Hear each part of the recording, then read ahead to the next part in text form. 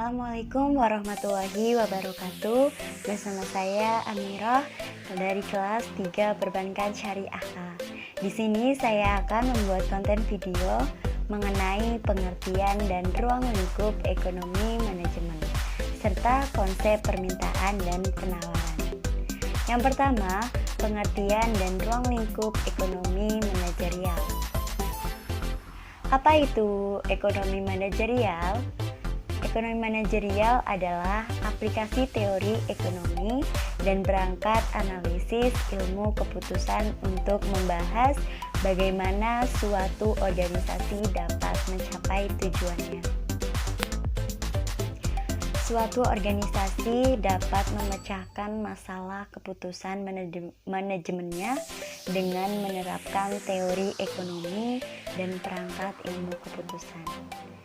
Di sini teori ekonomi dibagi menjadi dua, yaitu ekonomi mikro meliputi konsumen, individu, pemilik sumber daya, dan perusahaan bisnis. Selanjutnya ekonomi makro. Ekonomi makro meliputi output, pendapatan, pekerjaan, konsumsi, invest, harga secara total, dan agregat secara keseluruhan. Selanjutnya yang kedua yaitu teori ilmu keputusan.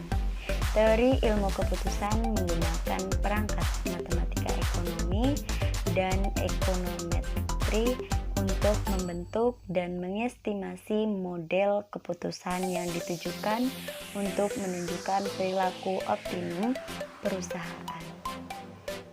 Matematika ekonomi yaitu untuk memformalkan atau menggambarkan dalam bentuk persamaan atau model ekonomi yang dipostulasikan oleh teori ekonomi. Selanjutnya ekonometri.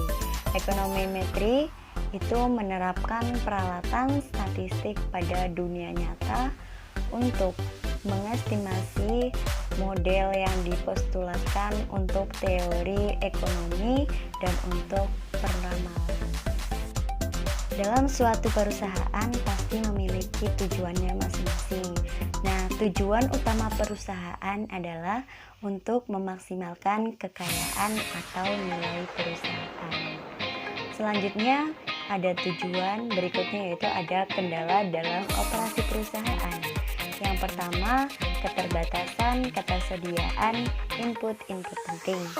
Yang kedua, kendala hukum yang dihadapi perusahaan seperti upah minimum, standar kesehatan, keselamatan, standar emisi populasi, pelanggaran kasus bisnis yang tidak jujur. Yang ketiga yaitu keterbatasan ruang pabrik atau gudang dan dana modal. Tadi sudah dijelaskan mengenai pengertian dan ruang lingkup ekonomi manajerial. Selanjutnya yaitu teori konsep permintaan dan penawaran. Langsung saja yang pertama yaitu konsep dasar teori permintaan. Apa itu permintaan?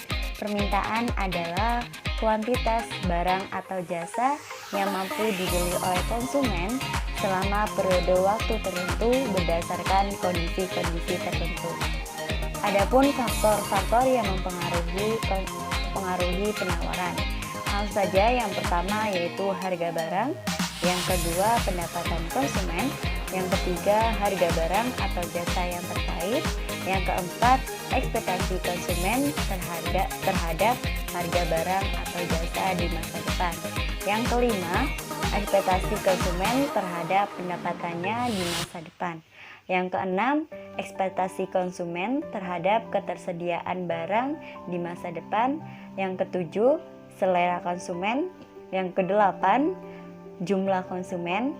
Yang kesembilan, pengeluaran untuk iklan.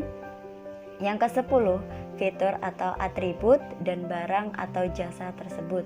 Yang kesebelas, faktor-faktor lainnya. Yang kedua yaitu konsep dasar teori penawaran. Apa itu penawaran? Penawaran adalah kuantitas barang atau jasa yang ditawarkan untuk dijual di pasar yang tergantung pada jumlah besar variabel. Adapun faktor-faktor yang mempengaruhi penawaran, yaitu yang pertama, harga barang yang ditawarkan. Yang kedua, harga input bahan baku.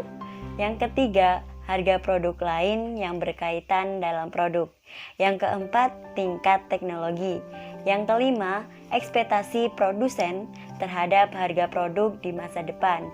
Yang keenam, jumlah perusahaan memproduksi produk sejenis.